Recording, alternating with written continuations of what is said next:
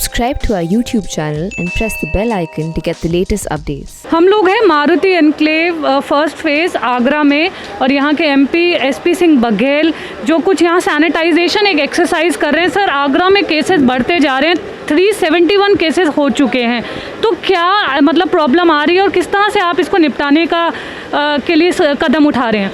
देखिए, इस वैश्विक महामारी को बचने के 3 उपाय हैं। पहला उपाय ये है कि जो लोग पॉजिटिव हैं वो कृपया प्रशासन को बताएं, वो कितने लोगों के संपर्क में आए वो लोग बताएं, या संपर्की अब जब पॉजिटिव की सूची आ गई है दिमाग पर जोर डालें कि कभी वो संपर्क में आए हैं, उनको अपनी सूची प्रशासन को देनी चाहिए जिससे उनकी सैंपलिंग कराई जा सके और ये आगे सोसाइटी में ना बढ़े। एक ये कारण है। दूसरा है सोशल डिस्टेंसिंग, जो आदमी को खुद रखना है, और आप एंकर लोग भी हर बार कहते हैं अपने उसके बाद कि सोशल डिस्टेंसिंग रखें। मैं इसको अब फिजिकल डिस्टेंस भी कहना शुरू कर दिया है। तीसरा है सैनिटाइजेशन होना चाहिए। वुहान जैसा शहर सैनिटाइजेशन से ही उभर के आया है।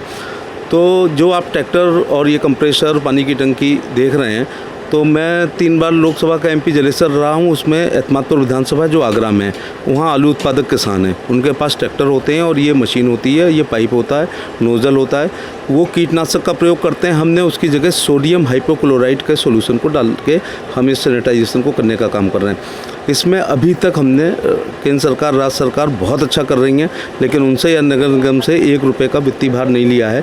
और अपने मृत प्रशंसक समर्थक जो किसान भाई हैं, जिनको मैं रैली में, धरने में, प्रदर्शन में या नॉमिनेशन में बुलाया करता था, उनको अब हमने शहर को बचाने के लिए उनसे आह्वान किया और हमने 50 ट्रैक्टर बुलाए थे, 64 ट्रैक्टर एक ही दिन में आ गए थे। सोडियम हाइपोक्लोराइड हमने व्यवस्था की है और जो स्वास्थ्य विभाग द्वारा हमें जितना बताया गया है उतना हम उसमें सॉल्यूशन डालते हैं, और ये पाइप गलियों में चला जाता है, घरों में चला जाता है, 3री मंजिल तक चला जाता है, और घर के अंदर बाथरूम सभी को सैनिटाइज करने का प्रयास कर रहे हैं, स्वयं सोशल डिस्टेंसिंग रख करके और एहतियात बरतते हुए। अब तक हम कि सरकार भी इसको बड़े स्केल पे ले, एक आप जो एक छोटा सा कदम आगरा में जो आपने उठाया है, क्या ये और जगह पे भी ऐसा यूज़ हो सकता है सैनिटाइज करने के लिए? मैं आपके माध्यम से इस मॉडल को पूरे देश में इसलिए फैलाना चाहता हूँ कि केवल आलू उत्पादक हम नहीं हैं। आगरा, एटा, फिरोजाबाद, हाथरस, मथुरा, अलीगढ़, मैनपुरी, कासगंज, इटावा, औरैया, फरुखाबाद और कन्नौज, ये ज़िले आलू पैदा करते हैं। उनके पास भी मशीन है, ट्रैक्टर है, पाइप है। कीटनाशक की जगह सोडियम हाइपोक्लोराइड वो छिड़कें, और सोडियम हाइपोक्लोराइड सरकार को उपलब्ध करा भी रही है और कराना चाहिए। इसी प्रकार से गन्ना उत्पादक हैं मेरठ, मुजफ्फरनगर, गाजियाबाद, बुलंदशहर, सहारनपुर, मुरादाबाद, बिजनौर आदि, पूरब में गोरखपुर, देवरिया, पलरौना। तो गन्ने की फसल तब तक नहीं हो सकती जब तक उसमें कीटनाशक का प्रयोग ना हो। बल्कि मैं शॉर्ट में कह दूँ, कोई फल, कोई सब्जी और कोई क्रॉप नहीं हो सकती है जब तक उसमें पेस्टिसाइड्स का प्रयोग ना हो। इसलिए आप देख रहे होंगे कि बैंगन में कीड़े नहीं पड़ रहे हैं, अमरूद में कीड़े नहीं पड़ रहे हैं। मेरा उनसे निवेदन है कि कृपया सोडियम हाइपोक्लोराइड डाल के अपने इस कृषि यंत्र से सैनिटाइज करें, और अगर सारे किसान तय कर लें तो पूरे देश को हम 3 दिन में सैनिटाइज कर सकते हैं। सर, कोरोना के काफ़ी केसेस आगरा में बढ़ते जा रहे हैं। एक आगरा मॉडल की स्टार्टिंग में बात हुई थी, लेकिन उसके बाद अभी तक 9 लोगों की डेथ भी हो चुकी है। तो आपको क्या लगता है प्रशासन से कहाँ भूल हुई? मोदी मॉडल दुनिया का सबसे अच्छा मॉडल था। जब हमारे पास ज़्यादा पॉजिटिव नहीं थे तब हमने प्रधानमंत्री के आह्वान पर देश को लॉकडाउन हमने कर दिया, और ये सेकंड फेज़ चल रहा है। अगर तबलीग जमात के लोग जो निज़ामुद्दीन मरकज़ से पूरे देश में ना फैलते और फिर वो अपने आप को छुपाते ना, वो प्रशासन के सामने आते, उनको ऐसा लगा कि कहीं हमारे ऊपर कोई कार्रवाई ना हो, तो वो कैमोफ्लाइज कर गए, कंसील कर गए और अपनी आइडेंटिटी उन्होंने छिपा ली और अपने परिवार को उन्होंने संक्रमित किया। फिर उनके संपर्क में जो लोग आए वो लोग संक्रमित हुए। दूसरा कारण रहा है आगरा के मामले में कि हमारे निजी चिकित्सालयों के द्वारा जब वो पॉजिटिव कोई एक अस्पताल में आया तो वो फिर नर्सेज के, पैरा मेडिकल स्टाफ के टच में आया, उन्होंने अपने घर को संक्रमित किया, फिर संपर्कियों को संक्रमित किया।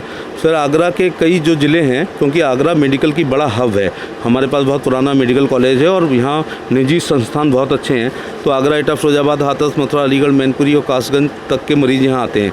तो हम ठीक भी करते थे, लेकिन अब ये उन्हीं के माध्यम से दूसरे ज़िलों में भी चला गया है, और उन्होंने भी थोड़ी लापरवाही बरती है कि प्रशासन को सूचना नहीं दी इसकी। और इसके अलावा काफ़ी लोग ये भी कह रहे हैं कि जिस तरह से कोऑर्डिनेशन था, एक होना चाहिए था, गवर्नमेंट के जो हॉस्पिटल हैं, खासकर एसएन मेडिकल कॉलेज है, वो भी एक तरह से नहीं था, जिसकी वजह से काफ़ी सारे मरीज़ जिनको कोरोना नहीं था उनको भी वापस जाना पड़ रहा था, और प्राइवेट हॉस्पिटल्स में तो देखना ही बंद हो गया था। कल एक बच्चे निहाल सिंह की इसी के कारण मृत्यु भी हुई। शुरू में हम और प्रशासन इतने डर गए थे कि निजी चिकित्सालयों ने जब ज़्यादा फैलाना शुरू कर दिया तो ये लगा कि सबसे पहले निजी चिकित्सालयों को बंद किया जाए। लेकिन आम दिनों में भी जब कोविड-19 नहीं था, उसके समय भी हमारे सारे अस्पताल हमेशा भरे रहते थे। तो निश्चित तौर से उन मरीजों को थोड़ी दिक्कत आ रही होगी, लेकिन जिलाधिकारी और प्रशासन ने अब कुछ प्रतिष्ठित अस्पतालों को और डॉक्टरों को ओपीडी करने की अनुमति प्रदान की है। सर, आपको नहीं लगता यहाँ पर काफ़ी सारे होटल्स हैं, उनको भी इस प्रक्रिया इसमें लेना चाहिए था कि जो क्वारंटाइन फैसिलिटी है, काफ़ी लोग उसमें भी प्रॉब्लम है, सोशल डिस्टेंसिंग नहीं मेंटेन हो पा रही है, टॉयलेट्स की भी कमी है, ऐसा काफ़ी सुनने में आ रहा है। संयोग ये है कि पूरे उत्तर प्रदेश में जितने पॉजिटिव हैं उसका 25% हमारा अकेला शहर होता है। और दूसरा संयोग है कि आगरा में जितने होटल हैं उतने लखनऊ और कानपुर में भी नहीं है। आगरा होटलों का शहर है, आगरा बहुत अच्छे मैरिजेज होम है और आगरा में निजी अस्पताल बहुत हैं। तो अगर हम क्वारंटाइन, होटल में क्या होता है, रूम होता है, अटैच्ड बाथरूम होता है और एक टीवी भी लगा होता है, एक बेड होता है, तो वो लोग वहाँ रह भी सकते थे और आराम भी कर सकते हैं। तो ये मैंने जिलाधिकारी को सजेशन दिया है कि हमारे पास 10,000 से ज़्यादा ऊपर कमरे हैं, जबकि हमारे संक्रमित लोगों की संख्या भी केवल 350 है और वहाँ पर ही जाकर इलाज हो सकता है। तो अब इस पर भी काम करना शुरू कर दिया है और मैरिज होम इतने बड़े हैं कि वहाँ 5-5, 10-10 हज़ार लोगों की भी दावत हो जाती है। तो ये हमें एक प्रिविलेज है कि हमारे पास निजी चिकित्सालय ज़्यादा हैं, हमारे पास होटल ज़्यादा हैं, हमारे पास मैरिज होम ज़्यादा हैं। क्योंकि अगर क्वारंटाइन हम 60-70 लोगों को करेंगे, बाथरूम एक ही होगा तो बड़ी दिक्कत होगी। रूम्स कितना भी छोटा होटल हो, लेकिन अटैच्ड बाथरूम होता है और उसमें किचन भी होती है, तो उसको चला करके ऐसा अब हम प्रयोग कर रहे हैं। तो अभी सैम्पलिंग लेकिन काफ़ी कम हो रही है, टेस्टिंग काफ़ी कम हो रही है, क्या ये भी एक कारण है कि शायद केसेस और बढ़ जाएं? कई लोग कह रहे हैं कि खासकर 1-2 दिनों में 400 भी पार कर सकता है आंकड़ा। मेरे निजी विचार हैं कि जो सैम्पलिंग हो रही है उसमें नेगेटिव और पॉजिटिव आ रहे हैं, लेकिन हिडन पॉजिटिव इसलिए हो सकते हैं क्योंकि अस्पताल के मरीजों ने भी नहीं बताया है कि वो कभी यहाँ पर थे। दूसरी बात ये है कि जो ये अपने तबलीग जमात के लोग हैं, उन्होंने भी कन्फेस नहीं किया था। तो मुझे लगता है हिडन हो सकता है। जैसे जितने लोग इस देश में डायबिटिक हैं, हो सकता है कि 1/4 इससे ज़्यादा हों।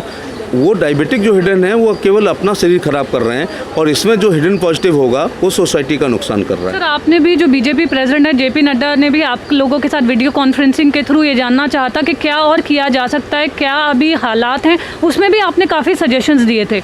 एक्चुअली अकेले एक व्यक्ति के दिमाग में सारी बातें नहीं आ सकती हैं, तो मैं लगातार, मुझे जो टेलीफ़ोन मिलते हैं, व्हाट्सअप होता है, फेसबुक पे मैं कहता हूँ कि मैं मेडिकल फील्ड का नहीं हूँ, मैं व्यापारी नहीं हूँ, तो जितना लोग सजेशन देते हैं उसकी समरी बना करके मैं उच्च अधिकारियों को और अपने पार्टी नेतृत्व को भी तो बताया। यहाँ कर बीजेपी के लीडर और मेयर हैं, उन्होंने भी एक चिट्ठी लिखी थी और ट्विटर पे डाला था कि जिस तरह से होना चाहिए था प्रशासन ने उस तरह से काम नहीं किया और उसकी वजह से भी काफ़ी केसेस बढ़े हैं।